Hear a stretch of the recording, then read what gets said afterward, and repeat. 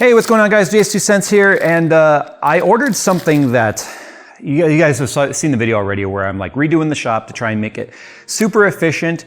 Everything has a purpose, everything has a place so that I can quickly work on stuff and be able to just efficiently operate and move around. And I think we're doing a pretty good job. But what I have right here is a new tool that, if it works out as I'm hoping, will probably quickly become my new favorite tool in the shop. Which is kind of ironic because I was just asked what our favorite tool is in the shop on our RTFM show last week, and I think this is going to be it.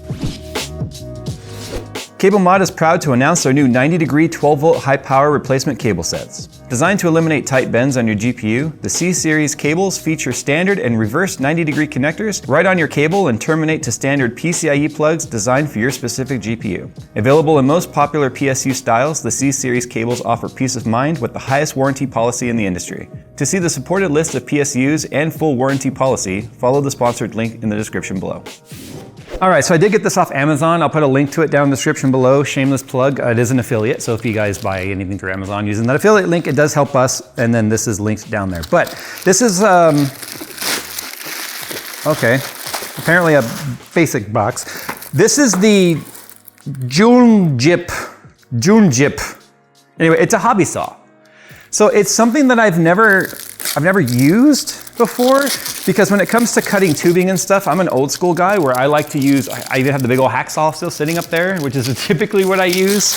The biggest issue, this is like the hard cellophane. It's not like the, let me throw this away. Call or text John for free and easy replacement or refund of defective broken parts. I guess we know who the guy's name is now. Anyway, this is a little hobby saw, and it's intended for, think of like a little circular saw, like you would use for cutting wood or whatever. It's just a little bitty mini version of it. And it's perfect because I think Paul has been using something like this for a while now. And I have only been using, this is my water cooling tubing, like slash tool drawer.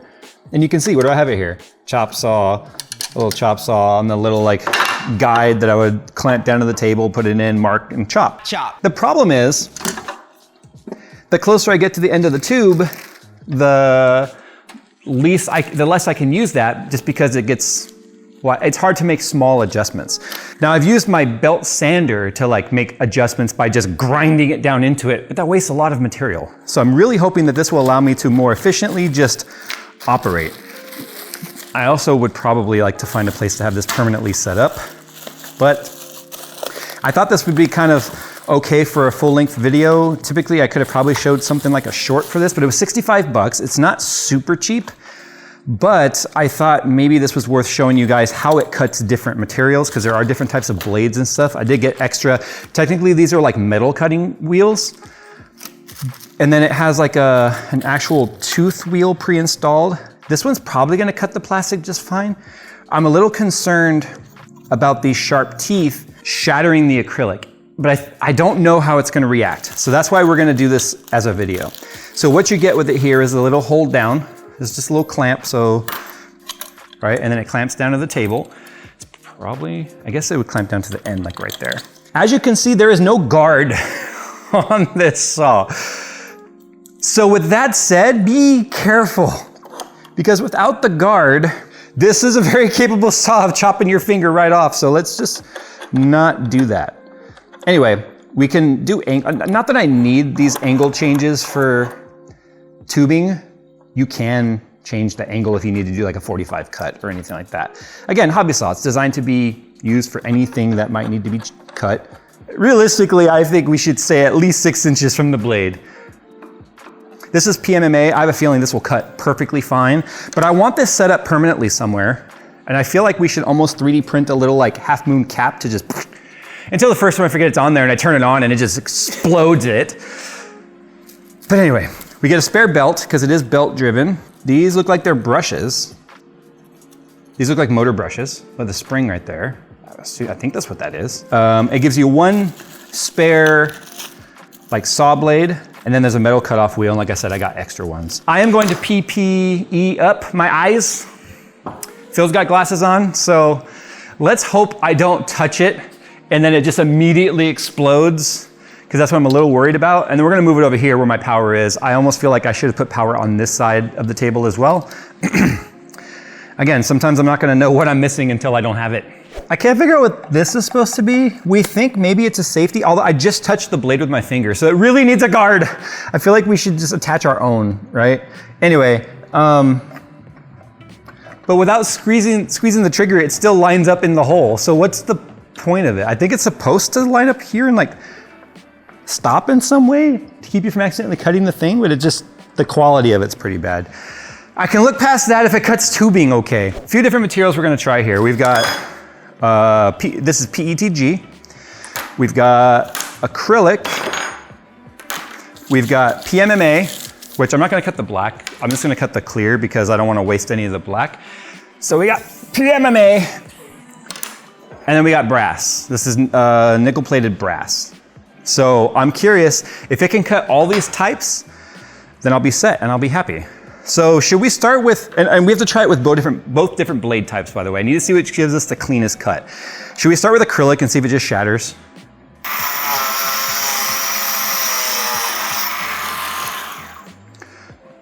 That was super clean. I thought it was gonna be like, So then all I would have to do is take my finishing bit after. These are the Prima Chill finishing bits, which is just them rebranding an actual like industrial tool. But the finishing bit on there, I didn't even do it by hand. I don't even need the drill. Dude, that's like as clean as when it comes from the factory now. Okay, I don't think I need the metal wheels will be handy for other stuff, but I don't even need to use the drill. Just by hand is perfect.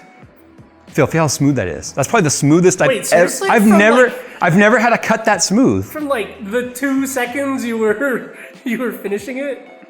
Yeah. That's awesome. Okay, now let's say I needed just the edge cut.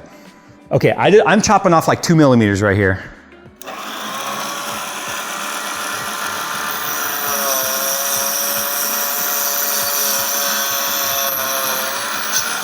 No way. Why have I never used this before?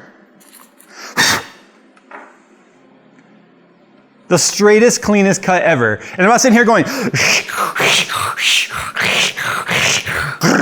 and then the last bit always breaks off so you get a little chip. This is what stubbornness looks like and the inability to change. Okay, that blade and acrylic, PMMA, I should expect the exact same thing out of, honestly.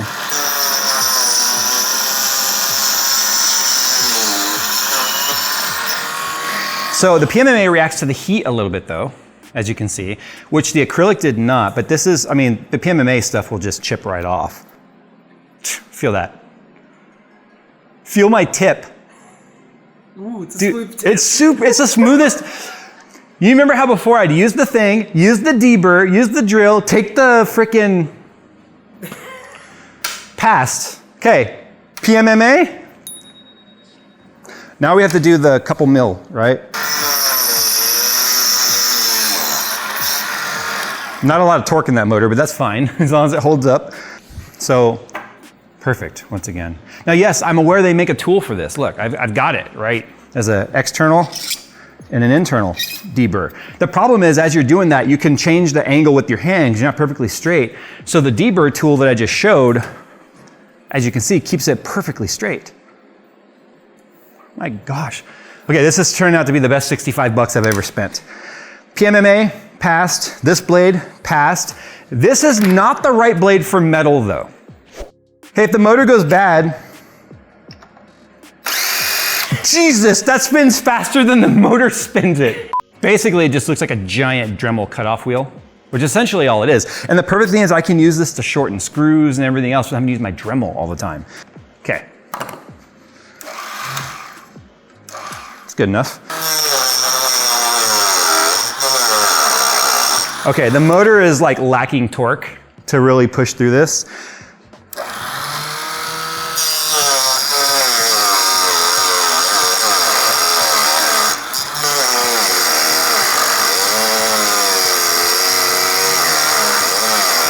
Okay, I don't recommend for metal. This is brass, it's pretty soft tubing. It has taken a while. Well, I need to just test that now, but I really think I have a better tool for metal, honestly. So I need to buy more of the other blade because I bought a whole bunch of these blades, and these will still come in handy for like screws and stuff, and I can show that.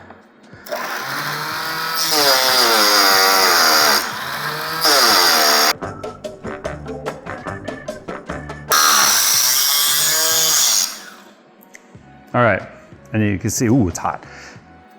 You can see some of the very last bit sort of tore off.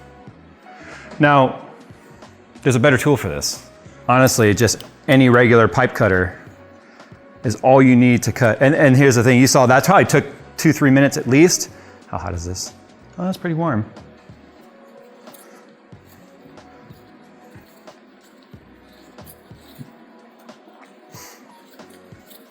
Might as well show this in real time because you'll see why I'm now not recommending this for metal.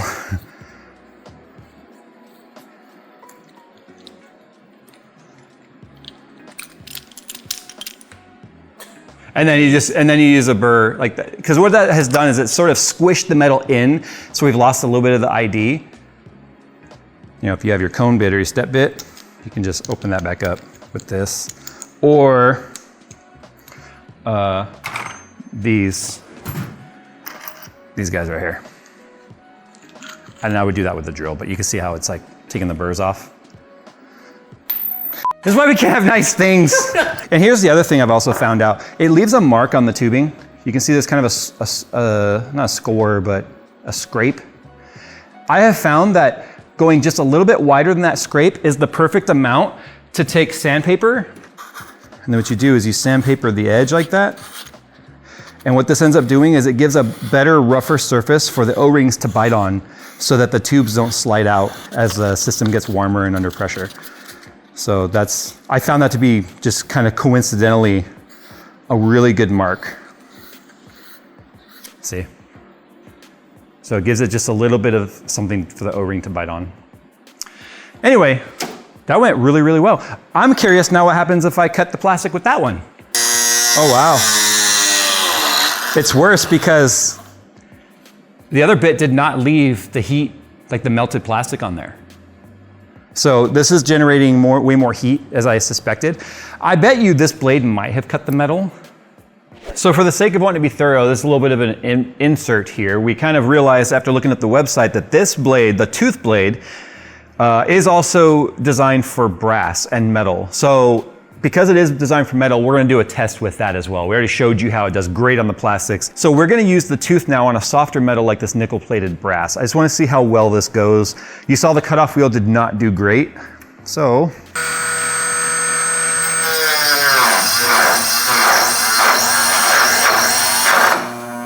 It jammed. It jammed. Yeah, if it just wants to grab and it jams. It just simply does not cut metal well. And that's a motor issue, not a blade issue. I got about halfway through. I don't know how well you can see that. I got about halfway through, but the thing is, because the teeth obviously are biting into the metal and not like sweeping across the metal, it just gets jammed up. And that's because the motor itself is not very good. But as you can see, if this created this much heat or melting of the acrylic, I have to assume the PMMA is going to be even worse, because remember that left a melting mark where it did not on the acrylic before. Ooh. Oh, it doesn't even want to cut through this. Well, it is now. Oh, you can smell it too. About the same, I guess, but still the silver blade is obviously better for this. This will be fine for now. I legitimately am concerned about the longevity of this motor, especially when it gives you 2 spare brushes to begin with. A brushless would obviously be a lot better for torque and longevity, but for 65 bucks, I'm a little torn on whether or not I think it's worth it for that. I think it depends on what you're trying to do with it. One other thing I need to try and do right now with that blade is cut a screw. I spent 5 hours organizing every screw type ever needed in a computer. Moving on. Okay, it gets the job done. It still leaves a little bit on there. It's got to be clipped off. You know, ultimately at the end of the day, if I unplug this and we come to this side and look at it, it's still just a belt driven, like just a general motor with a belt drive to a pulley attached to the blade. So For hobbying, like just cutting plastic tubing and stuff, it probably lasts just fine. I feel like if I start putting this through more robust workflows like cutting screws and things, I mean, look at there's a lot of heat in this screw right now, and then you see how much it like chipped off. As soon as it comes across any sort of resistance, you hear that motor slow down. So I'm concerned about how long it's gonna last with belt life and all that sort of stuff. 65 bucks may or may not have been a good deal. I honestly don't know at this point. However, I do know I've got some water-cooled builds coming up that I'm just looking for more efficient ways to get the tubing and stuff cut. Downsides, it needs a better guard. Absolutely, it needs a better guard. This is not safe at all. Needs I think a direct drive of some sort would probably help. Maybe even gearing. Although if I don't think that'll matter, because if it's slowing down with a belt, it'll certainly slow down with gears. All right, links down below if you feel like this will fit your needs. I'm gonna give it a shot for a while, see how it does, and I might be on the hunt for a little bit more of an industrial strength. Maybe has a little more, that is not.